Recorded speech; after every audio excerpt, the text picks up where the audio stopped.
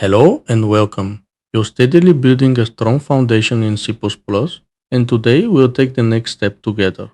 Let's get started. C++ Beginner Course, Lesson 2.2, Semicolons. Today we're focusing on one of the smallest but most important symbols in the entire C++ language, the semicolon. You've already seen it many times, even if you didn't fully realize its purpose yet. Semicolons tell the compiler exactly where one instruction ends and the next begins. Understanding them now will make your C++ journey much smoother and help you avoid the most common beginner mistakes. Here's what we'll cover in this lesson. We'll break down the purpose of the semicolon and why C++ depends on it to understand your instructions. We'll look at where semicolons are required, where they should never be used, and the common mistakes beginners make when learning C++ syntax. So, what does a semicolon actually do? In C++, the semicolon marks the end of a statement. It tells the compiler, this instruction is complete. You can move on to the next one. Without semicolons, the compiler has no idea where one instruction ends and the next begins. It's a simple symbol, but it's absolutely essential. Semicolons matter because they give structure to your code.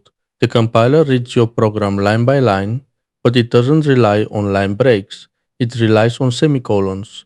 For you as a programmer, semicolons create clarity and predictability.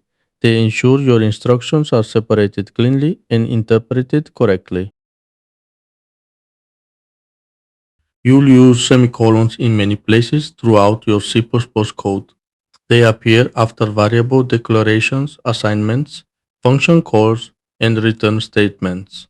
Crucially, in C++, you must also place a semicolon at the end of function declarations, fourth class declarations, and full class or struct definitions.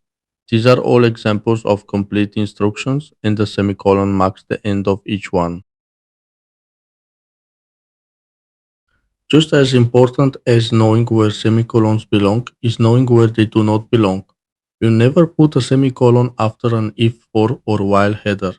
You also don't put semicolons after function definitions or blocks of code enclosed in curly braces. These structures don't represent complete statements, they represent containers for statements. Beginners often make a few predictable mistakes. The most common is accidentally placing a semicolon after an if or while statement, which breaks the logic entirely. Another frequent issue is forgetting semicolons at the end of statements or assuming that a new line replaces the need for one. These mistakes are normal, and understanding semicolons early helps you avoid them. Let's recap. Semicolons mark the end of statements and give structure to your code. They're used after declarations, assignments, function calls, and return statements. Crucially, in C++, they are also required immediately after class, struct, and enum definitions.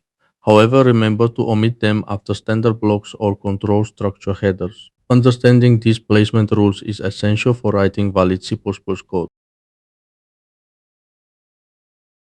Nice work completing this lesson. Every step you take strengthens your understanding of C++. Thank you for watching and for subscribing. It means a lot and keeps this project moving forward.